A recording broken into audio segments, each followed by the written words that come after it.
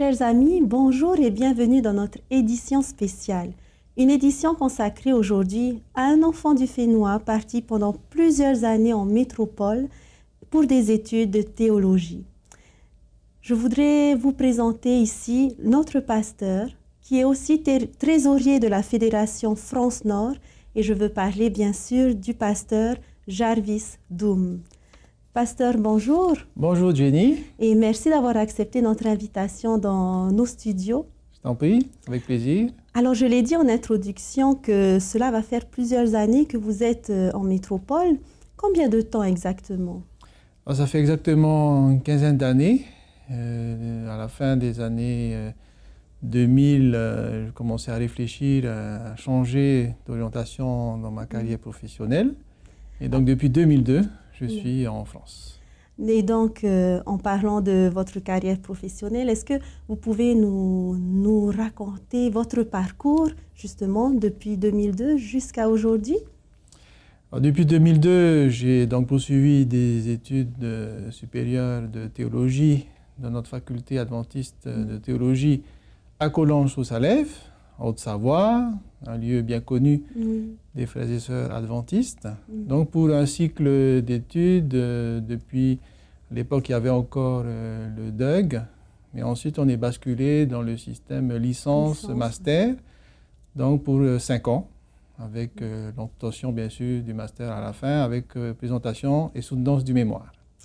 Alors, une question que j'aimerais vous poser, c'est qu'est-ce qui vous a poussé à partir faire des études de théologie? Ça, c'est une excellente question, parce que ça me donne l'occasion aussi de partager mon témoignage, comment Dieu est intervenu spécialement dans ma vie, puisque je l'ai évoqué, j'avais effectivement une première expérience professionnelle pendant plusieurs années, avec d'autres études qui n'étaient pas forcément destinées à servir l'Église. Donc j'ai fait des études d'abord techniques, ensuite une expérience de responsable, cadre aussi dans une grande entreprise de la Polynésie. J'ai ensuite passablement visité beaucoup d'îles et la dernière affectation, c'était Raiatea, l'île sacrée. Voilà. Je pense que ce n'était pas au hasard que je vive dans cette île après mon mariage, la naissance de notre premier enfant, Manoutea. Et donc c'est là où je pense Dieu est venu pour me poser une question. Est-ce que je désire continuer à partager ou distribuer ce qu'on dit la lumière des hommes, puisque c'était mon métier à la base, en étant chef d'exploitation dans cette île. Et j'ai répondu oui d'une certaine façon, non d'un point de vue spirituel.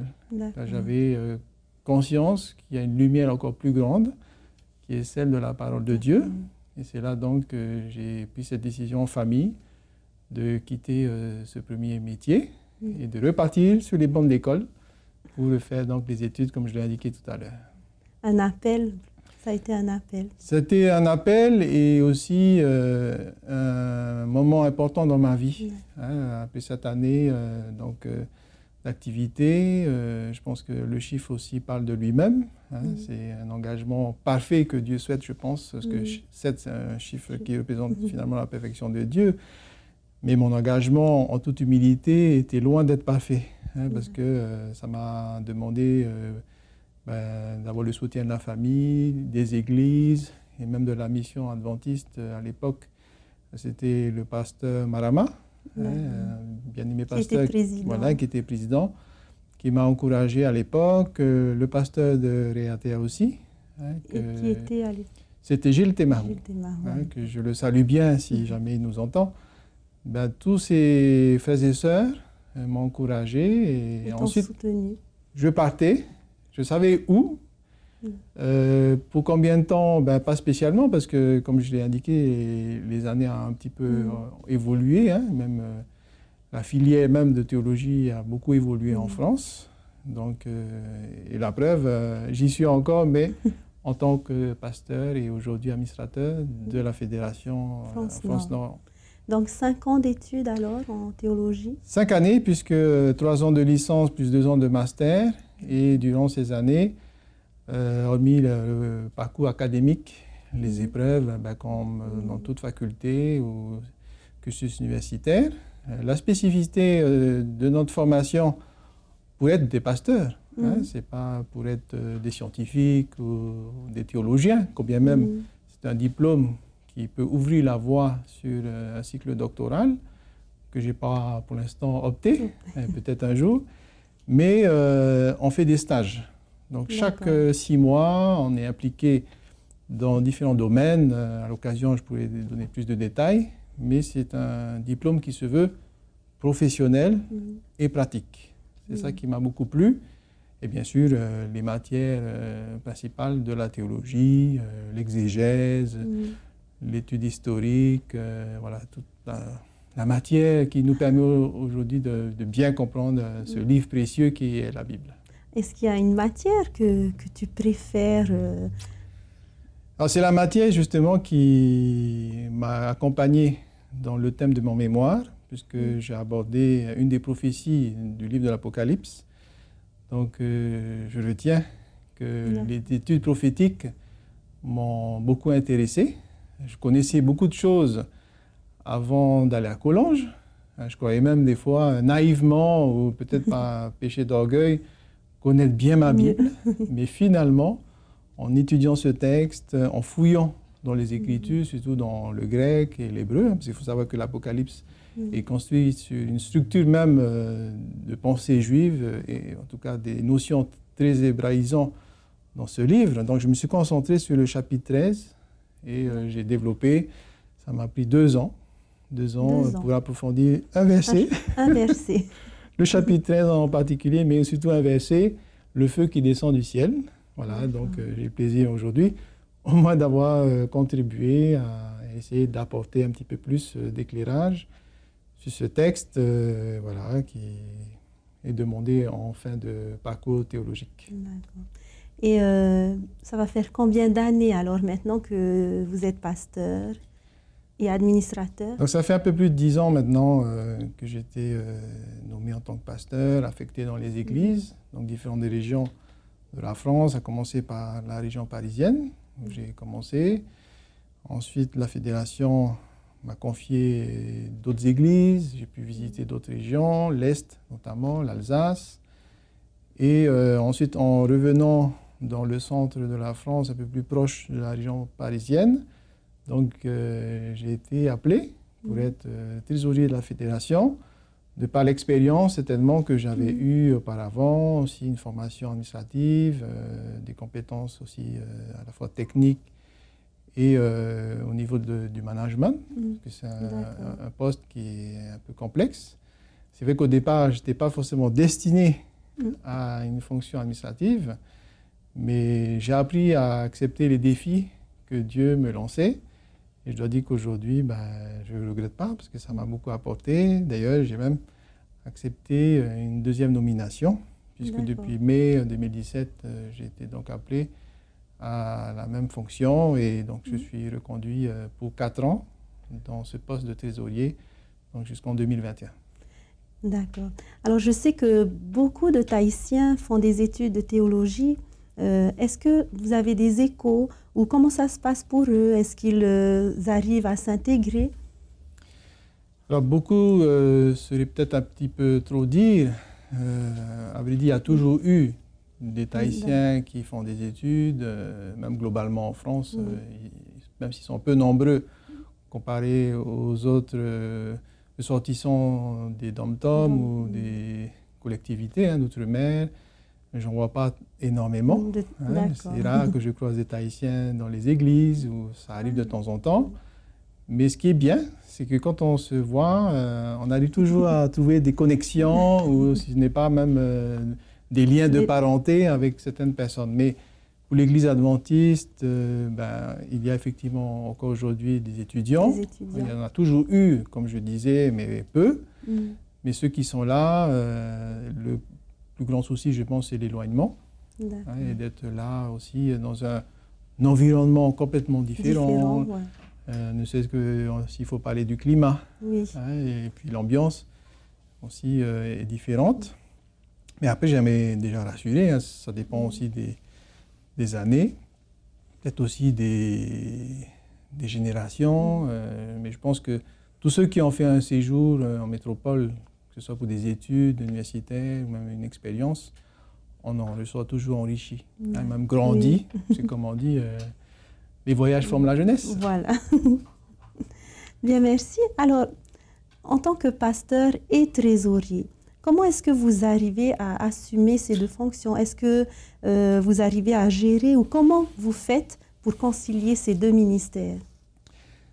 Alors ça, c'est aussi une bonne question, puisque c'était un petit peu le souci que j'avais eu quand la fédération a fait appel à moi. D'accord. Et je me disais comment j'allais concilier l'activité pastorale et une responsabilité administrative. Mais je me rends compte finalement, après ces quelques années d'expérience, qu'un pasteur est aussi, entre guillemets, administrateur de son église locale déjà.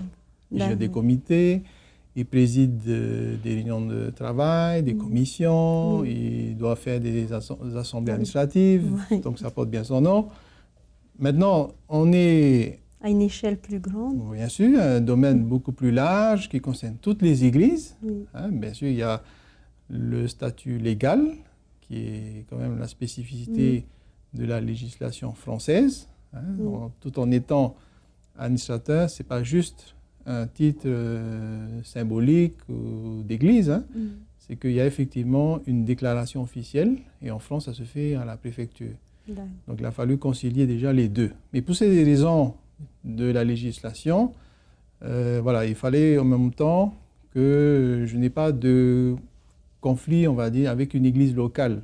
Ce qui fait que depuis ces dernières années, les administrateurs de la fédération n'ont pas d'église à charge à proprement parler, mais ils ont à charge toutes les églises dans un sens, disons, symbolique, ecclésial. Donc, je peux dire que je n'ai pas une église, mais un peu plus de 100 églises. 100 églises. Que je dois visiter chaque semaine et que je peux aussi parfois voir pour une prédication, assister des comités d'église, des assemblées administratives et pour aider aussi mes collègues pasteurs sur des points précis qui relèvent de la fédération justement.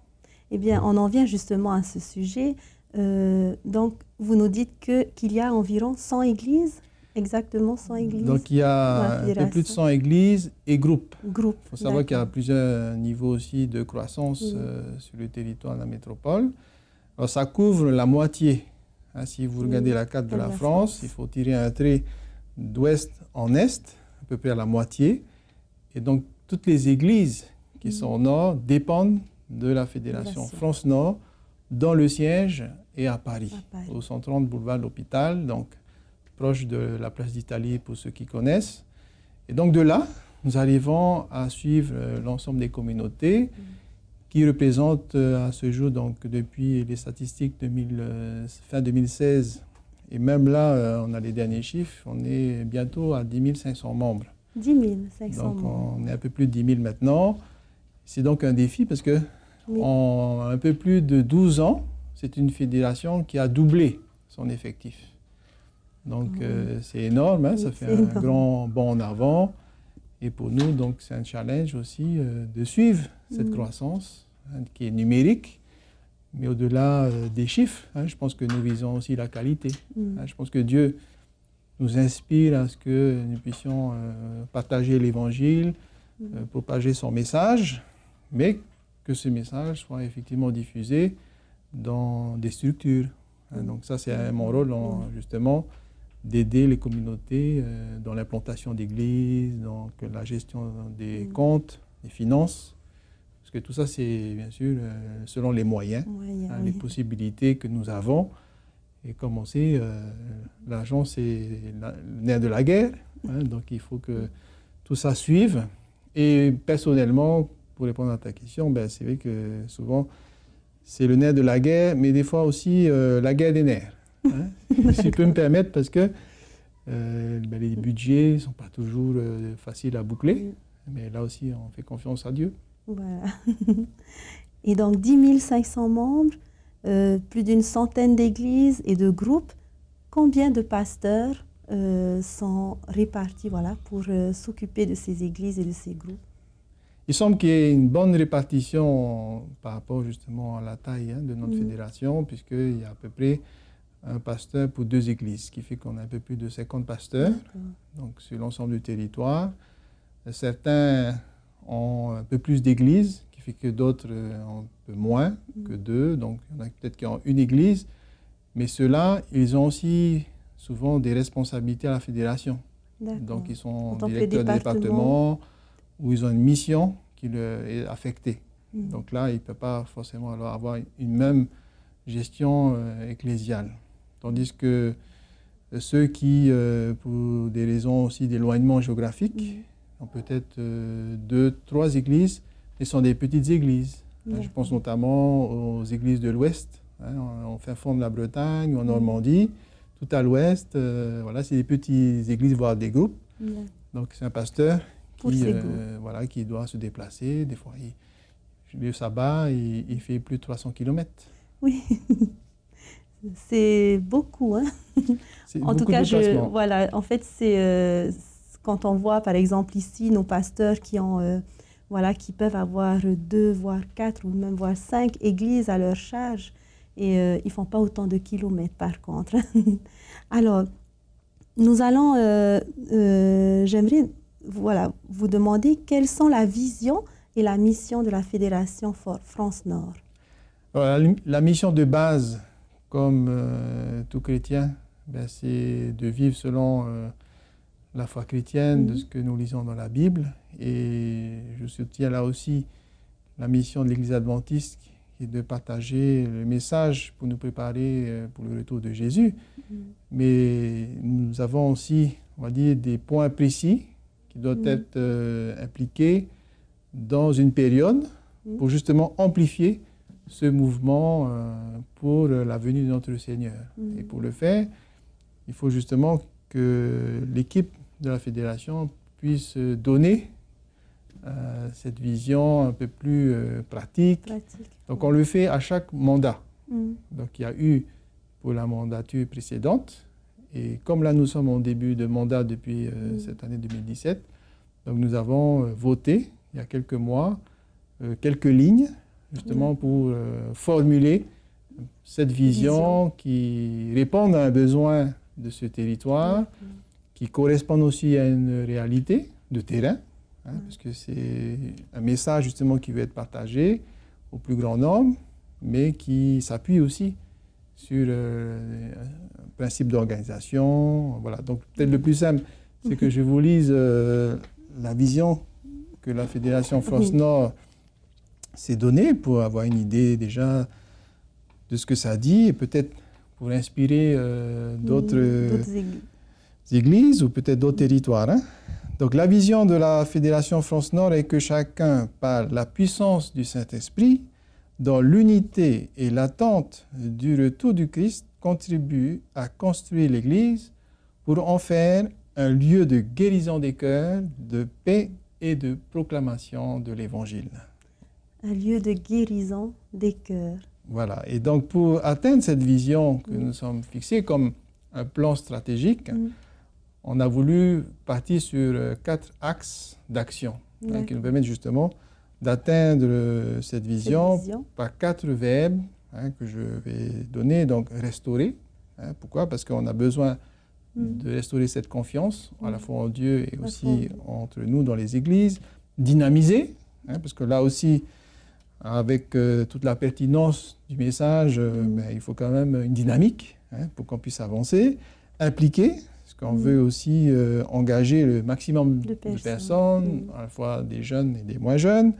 Et enfin, implanter, parce que comme je le disais tout à l'heure, dans l'historique de notre fédération, il y a eu donc une croissance importante, mais il faut continuer dans la lancée, et ça implique justement de pouvoir trouver des nouveaux lieux, des bâtiments, et acquérir aussi, si possible, des nouvelles chapelles ou des bâtis du moins. Voilà. Et donc, en fait, c'est une nouvelle vision, ou vous avez juste reconduit par rapport au mandat précédent? Nous avons adopté, si tu veux, un texte nouveau, mais qui s'appuie dans la continuité des années passées. On ne va pas dire qu'on va inventer Le message adventiste, loin de là, hein, il est là, c'est le fondement de notre croyance et on le fait que reprendre, je dis, le mouvement hein, qui est initié depuis des décennies, hein, voire jusqu'aux pionniers du mouvement adventiste. Mais je pense que c'est important à chaque mandat de repartir sur un nouveau texte hein, qui nous permet justement de donner du sens à notre action et ça demande aussi une nouvelle organisation des équipes aussi de notre fédération à différents niveaux. D'accord. Et quelles ont été les difficultés alors en fin de mandature peut-être hein, du mandat précédent? Est-ce qu'il y a eu des difficultés que vous avez pu rencontrer pour pouvoir refaire une nouvelle vision, repartir sur de nouvelles bases? Alors, je pense qu'il y a deux réponses à ta question. D'abord, le côté pratique et le côté théorique. Hein, c'est-à-dire que la pratique voudrait qu'on puisse être efficace, à la fois dans notre gestion des églises, mais aussi en tant qu'institution. Une fédération dépend de l'union, de la division, qui elle-même est regroupée dans la conférence générale. Or, une fédération est autonome dans une certaine mesure sur la nomination de ses responsables, sur une vie d'église, voilà, sans rentrer dans les détails, mais il y a quand même une responsabilité qui est légale, je l'évoquais tout à l'heure, hein, parce qu'on est déclaré officiellement au niveau de la préfecture française. Hein. Donc le président, le secrétaire général et le trésorier. Sauf que cette déclaration officielle nous impose aussi de respecter la législation. Donc c'est le gros défi en France depuis déjà plusieurs décennies. Hein, mais c'est vrai que la dernière mandature a été un moment où on a dû mettre à jour les statuts de la fédération. Il a fallu revoir aussi complètement le fonctionnement. J'étais d'ailleurs en première ligne sur ces questions-là parce que ça concernait surtout les finances. Hein, comment justement respecter la législation. Donc, il a fallu parfois faire des changements.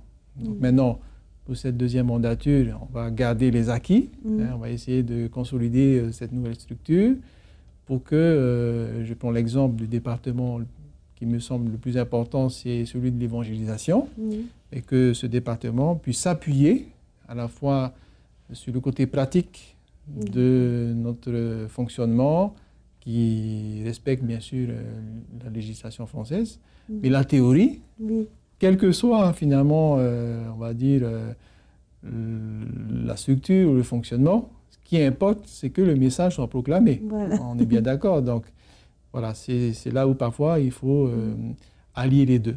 Hein. Donc, quand on a une vision, quand on sait où on veut aller, ben, on essaye de le faire avec une bonne structure et parfois en essayant d'adapter un petit peu les choses. Hein. D'accord. Eh bien, nous allons passer maintenant à un autre sujet tout aussi intéressant, mais qui va avec ce que nous en parlons depuis tout à l'heure. Cela concerne le ministère des Médias. Alors, est-ce que vous pouvez nous parler de ce ministère, sa place, son implication, son fonctionnement et son importance?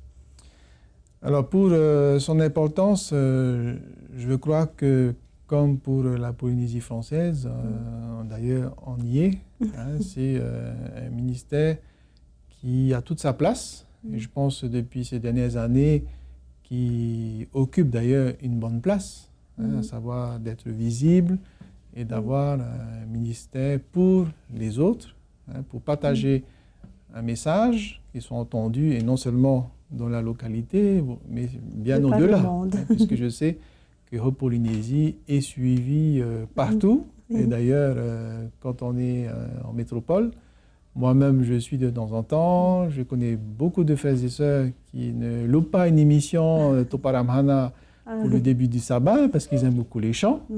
Donc, ne serait-ce que pour tous ces aspects-là, je pense qu'il faut soutenir ce ministère. Et c'est ce que nous avons fait aussi dans notre fédération hein, depuis ces dernières années, avec, je pense, une étape un peu plus importante depuis, on va dire, les 4 ans derniers, où des structures nouvelles ont été mises sur pied.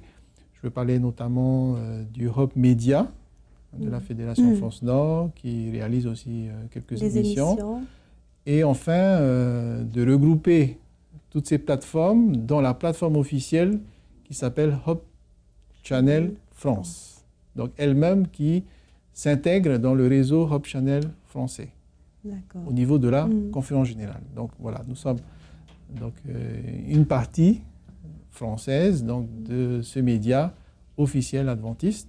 Et comme vous ici, nous alimentons une base de données et que nous espérons pourra aussi servir pour de plus en plus de diffusion. Mais c'est encore quelque chose à construire ensemble parce que c'est un grand défi. On estime à plus d'1 million de frères et sœurs francophones dans le monde.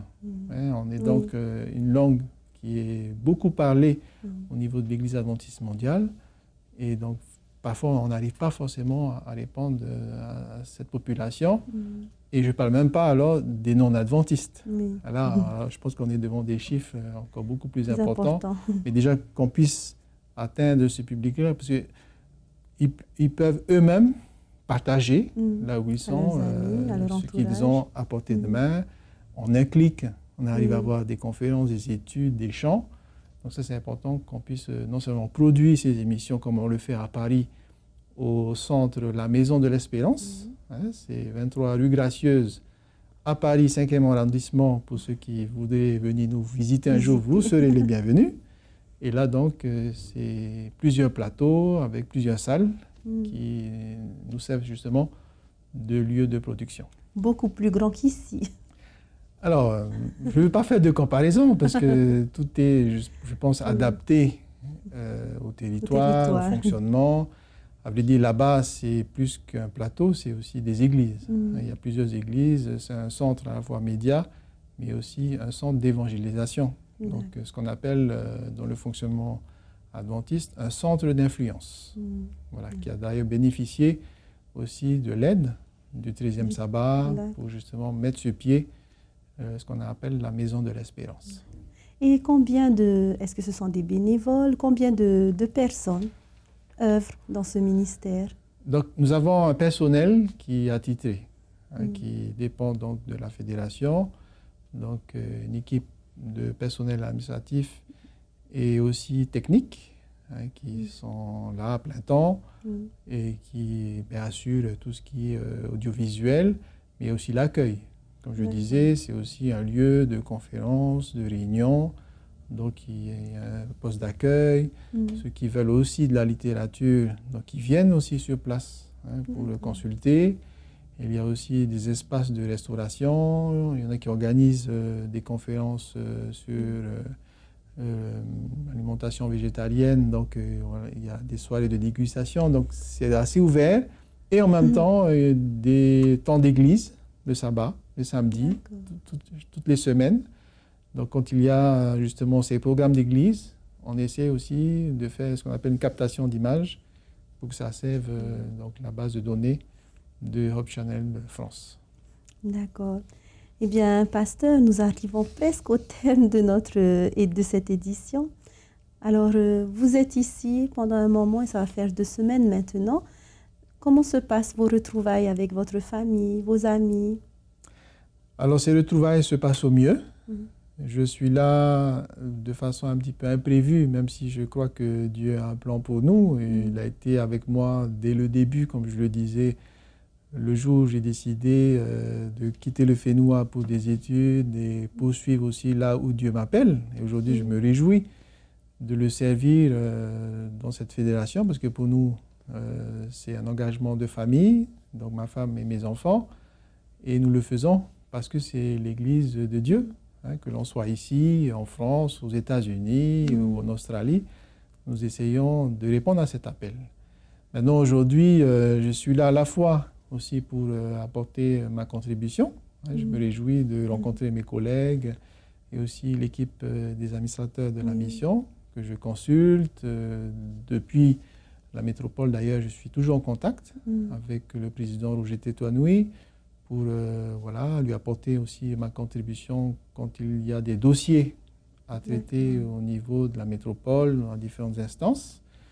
Mais là, plus spécialement, cette visite n'était pas prévue, comme je disais, par moi en tout cas, Oui. puisque j'ai eu un appel de ma maman et de mes frères et sœurs de venir voir mon père qui était en fin de vie. Donc c'est malheureusement pour des raisons plutôt tristes que je suis là, même si je suis ravi de rencontrer les frères et sœurs et surtout d'avoir beaucoup de messages de soutien que j'aimerais partager d'ailleurs avec toute ma famille, parce que beaucoup connaissent mon papa et ma maman.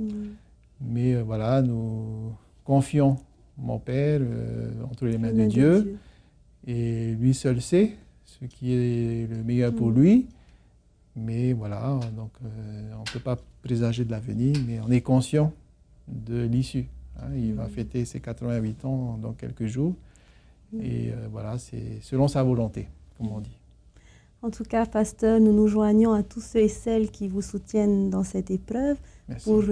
Pour vous souhaiter également être avec vous dans cette épreuve.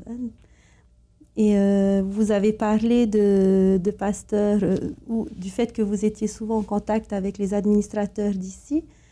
Pensez-vous revenir œuvrer en Polynésie? Ça, c'est une bonne question pour terminer notre moment d'échange. Et pour répondre, j'aimerais citer de mémoire un texte qui m'accompagne toujours. C'est 1 Corinthiens 4, les premiers versets, où il est question justement des mystères de Dieu et que le Seigneur nous appelle à le servir en étant digne de confiance. Donc je pense qu'il y a une part de mystère dans tout ce que nous faisons. Lui seul le sait. J'ai évoqué tout à l'heure même concernant notre propre vie. Maintenant, pour des questions d'affectation, de mutation, je pense que si ça devait se faire, eh ben, pourquoi pas. Pour l'instant, comme je l'ai évoqué, j'ai eu un appel pour renouveler un mandat parce qu'il y avait un besoin, je pense, de poursuivre l'élan qui avait été donné durant ces 4 dernières années en France. Maintenant, c'est pour 4 ans encore. Mais voilà, je pense qu'il faut être toujours à l'écoute. Et comme je disais, si cette demande devait se faire, on va la considérer. Il faut, comme toujours, des décisions importantes. Il faut les soumettre à Dieu, passer un moment en prière. Mais c'est une question que j'aborderai bien sûr avec ma petite famille. Voilà. Merci beaucoup en tout cas pour ce moment. En tout cas, merci. Merci à vous, pasteur, pour ce moment de partage. Et avant de nous quitter, est-ce que vous avez un dernier message à adresser aux jeunes peut-être qui ne se sont peut-être pas encore décidés à se lancer dans cette aventure avec Dieu? Est-ce que vous avez un message ou peut-être à tous ceux qui nous écoutent, qui nous suivent? Oui, je dis qu'il y a un autre texte biblique qui dit que la parole de Dieu ne vient pas à nous pour repartir sans qu'il y ait un effet dans notre vie. Et ça, je veux croire que pour moi, je l'ai expérimenté. Il y a eu non seulement un effet, mais une véritable transformation. Oui.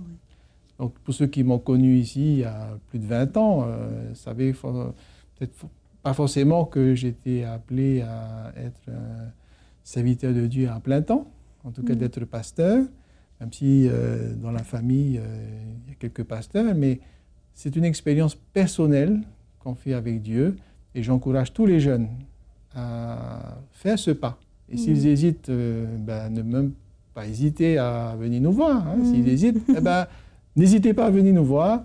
On peut trouver des solutions, voilà, faire, je pense, des moments aussi de prière, parce que je pense que c'est décisif. Quand on met ce sujet en prière, tout ce qui vient un petit peu en difficulté tombe, le chemin s'aplanit et on arrive toujours à trouver des solutions. D'ailleurs, je pense que c'est voulu qu'il y ait quelques difficultés. C'est pour qu'on puisse voir la main de Dieu à l'action. Et je veux dire, son action est encore plus forte qu'on ne le pense. Merci beaucoup, pasteur. Merci d'être parmi nous aujourd'hui. Merci pour ce moment de partage et pour votre témoignage. Merci beaucoup. Eh bien, chers amis, nous voici donc arrivés au thème de cette édition. Je vous rappelle que notre invité de ce jour était le pasteur et trésorier de la Fédération France-Nord, en la personne de Jarvis Doum. Eh bien, merci de nous avoir suivis et je vous dis à bientôt. Maranatha.